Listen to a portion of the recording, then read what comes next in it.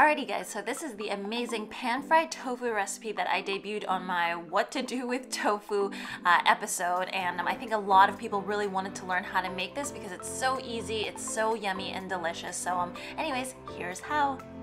So I started off by cutting up a package of extra firm tofu into about 9 different slices. They're about 1/2 inch thick, and I'm just gonna salt both sides, and then I have paper towels and then just a pretty heavy weight to squish out the liquid. Now, you probably only have to do this for 15 to 20 minutes, and then you'll see that the tissues have absorbed up most of the liquid, and it's just like it's gonna have a nicer mouthfeel because it's gonna be a little bit meatier that way.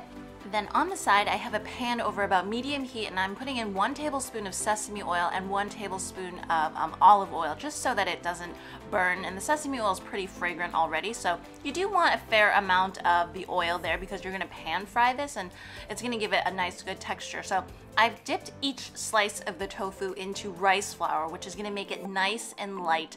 And I'm just gonna pan fry it. And the key thing to note when you are pan frying these tofu pieces is to keep the heat on medium, because you want to actually pan fry about 6 minutes per side. There's a lot of water in tofu, so you don't really have to worry too much about burning, but you know, kind of keeping that heat on medium is gonna be good. It's gonna develop that crust and make sure that it's nice and crunchy when it's done. So meanwhile, during that 6 minutes, you can go ahead and prepare the sauce, which is super easy. It is a tablespoon of each of sugar, and then I have a tablespoon of sake, which is going to give you kind of that nice like Japanesey flavor. And then this is black vinegar. If you guys can't find it, you can easily substitute it for balsamic, and it kind of just tastes like molasses and vinegar. So there's like kind of that nice depth to it as well, and just a little bit of fruity flavor as well, I think. And then my favorite kind of all-around gluten-free soy sauce, and I'm just gonna put that in. And you just really want to cook that over medium-high heat for about like a minute, maybe 2 minutes. This might be a little bit higher of a heat, but make sure to kind of swirl it around. You want to get a nice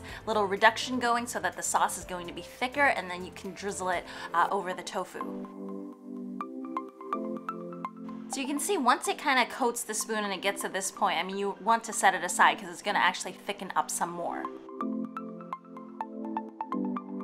So while that sauce cools, you actually want to just start flipping over some of the tofu, and I don't know if you guys can see this right now, but it's a nice pretty golden brown, but there's a pretty like substantial thick crust on it, which is going to make it really nice to eat later. And it's really thanks to kind of that long frying kind of over medium heat. So after you flip it over, it's going to cook again for another 6 minutes.